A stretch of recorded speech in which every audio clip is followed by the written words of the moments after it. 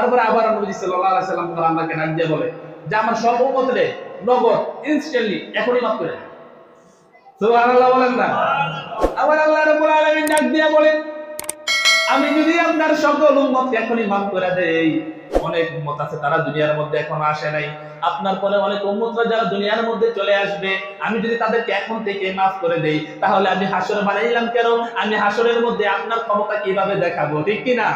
এই কারণে শায়ের বলে আল্লাহ কোরআন পাঠালেন নবীকে চিনাতে, হাসর করিবেন নবীর শান বোঝাতে, ঠিক কি না?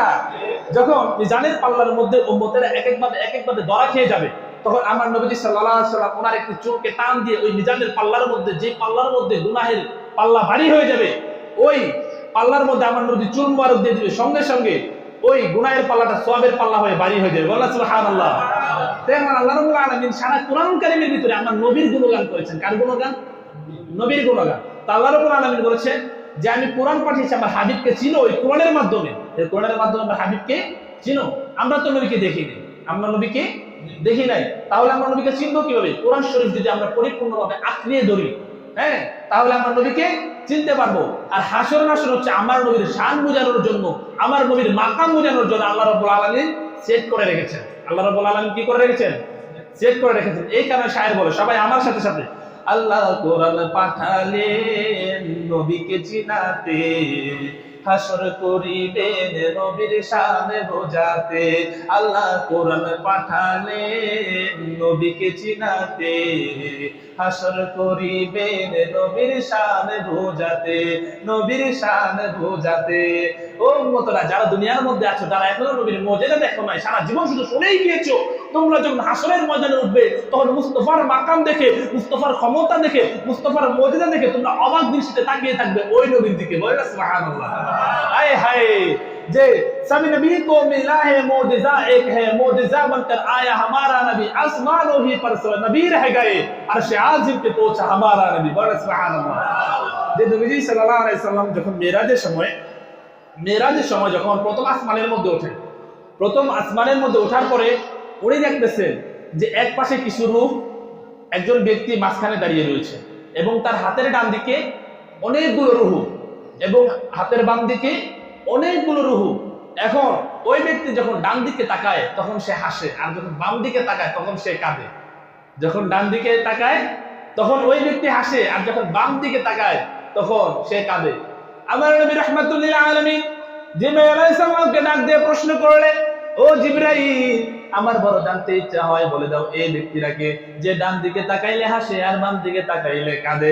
তখন জিবরাইল আলাইহিস সালাম ডাক দিয়া বলে, ইয়া রাসূলুল্লাহ সাল্লাল্লাহু আলাইহি ওয়াসাল্লাম, উনি আর কেউ নয়, উনি আমাদের আদি পিতা আদম আলাইহিস সালাম। বলেন সুবহানাল্লাহ।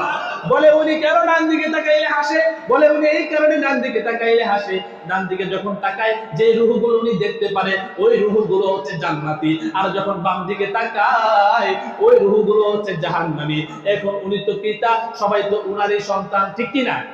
সবাই উনারই সন্তান। দেখবে সন্তানের ভিতরে যে সন্তানটা দুষ্ট, বাবা মার ওই সন্তানের জন্য কিন্তু বেশি মায়া হয়, ওই সন্তানের জন্য বেশি মায়া হয়।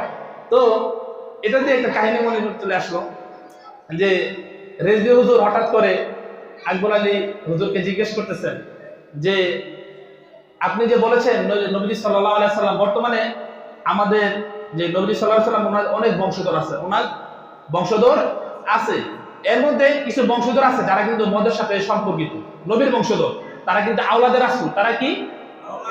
আওলাদের রাসূল। আওলাদের রাসূল সম্পর্কে কিতাবুল আদবের মধ্যে এসেছে, কিতাবুল আদবের মধ্যে এসেছে যে যদি কোনো নবীর বংশধর, সে কি কার বংশধর? নবীর বংশধর, সে যদি মদ খায় তাহলে তুমি তার সাথে উচ্চ বাক্য করো না। কি করো না? উচ্চ বাক্য করো না। বলে কেন? তার ভিতরে নবীজির খুন রয়েছে, নবীজির রক্ত মুবারক রয়েছে। বলে সে তো নবীর বংশধর হওয়ার পরেও সে মদ খাচ্ছে, সে বারে যাচ্ছে, হ্যাঁ, তাহলে তার জন্য উচ্চ বাক্য কেন করবো না? তখন বলেন যে নবীজি সাল্লাল্লাহু আলাইহি সাল্লামের যারা সন্তান, যারা আওলাদ দুনিয়ার মধ্যে এখনো আছে, কিয়ামত পর্যন্ত তারা থাকবে, যে যারা খারাপ পথে চলে যাবে তার সাথে তুমি কোনো সময় উচ্চ বাক্য করতে পারবে না। যখন সে ওই গুনার কাছ থেকে ফারেক হয়ে আসবে তখন তোমার নবীকে যেমন তুমি সম্মান করো ওই অবস্থায় তাকে তুমি সম্মান করা তোমার জন্য ওয়াজিব। বলেন সুবহানাল্লাহ। বলে কেন? নবী হুজুর তখন বলে তোমার সন্তান কয়জন? বলে 2 জন। বলে ডাক দিয়ে নিয়ে আসো। যখন রেজবি হুজুর ওই 2 জন সন্তানকে ডাক দিয়ে নিয়ে আসে, আসার পরে একটা সন্তান বারবার হুজুরের পিছন দিয়া বারবার দৌড় দেয় আর পাগড়ি ধরে কান দেয়। ওই অবস্থায় ওই ছেলেটাকে দইরা একটা থাপ্পড় মারছে। যে ছেলেটা একটু বেশি শয়তান, কি করছে? থাপ্পড় মারছে। মারার পরে এখন কান্না শুরু করছে। এখন রেজবি হুজুরের মাথাটা নত, মন খারাপ হয়ে গেছে। বাপের সামনে ছেলেকে মার দিছে, বাপের সামনে ছেলেকে মার দিছে। তখন নবী হুজুর ডাক দিয়া বলে, ও রেজবি, তোমার মন খারাপ? বলে হ্যাঁ। ওই কেন খারাপ? তো হুজুর আপনি আমার সাথে মারছেন। বলে হ্যাঁ, তো শয়তানি করে লিগে আরে মারছি। তো হুজুর শয়তানি করলো তা মারবো, আপনি আমার সামনে আরে মারছেন, আমার মন খারাপ হইতো না? বলে সুবহানাল্লাহ।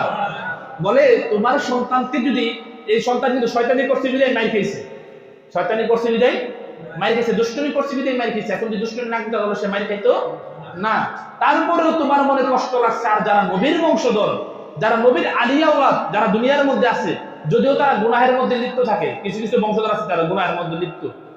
চট্টগ্রামের ভিতরে, মাইজবান্ডারের ভিতরে অনেক আওলাদ রাসূল যারা নবী বংশীয় মানে দাবি করে, অনেকেই আছে। এর ভিতরে কিছু এই খাঁটি, আবার কিছু খাঁটি না। তারা এমনি মুখে মুখে, তাদের নসলনামা নাই। যারা নবীর বংশধর দাবি করে তাদের নসলনামা আছে। নসলনামা বলতে সাজেরা, যে ওনার আব্বুকে এইভাবে করতে করতে গাউসুল আজম বড় পীর পর্যন্ত, গাউসুল আজম বড় পীরের পরে জুনাইদ বাগদাদি পর্যন্ত, জুনাইদ বাগদাদির পরে হযরতে হুসাইন পর্যন্ত, হযরতে হুসাইনের পরে হযরতে আলী পর্যন্ত, হযরতে আলীর পরে আমার নবী সাল্লাল্লাহু আলাইহি ওয়াসাল্লাম। তা এইভাবে করে তাদের নসলনামা আছে। কি আছে?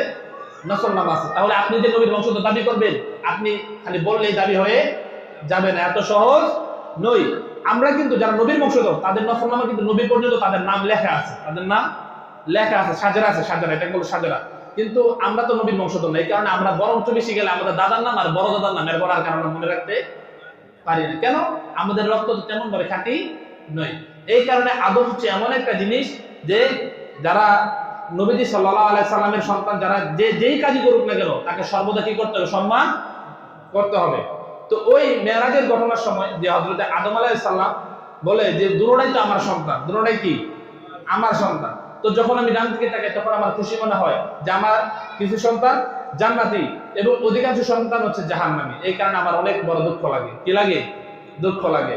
তখন নবী সাল্লাল্লাহু আলাইহি সাল্লাম আদম আলাইহিস সালামকে সালাম দিলেন এবং কুশল বিনিময় করলেন।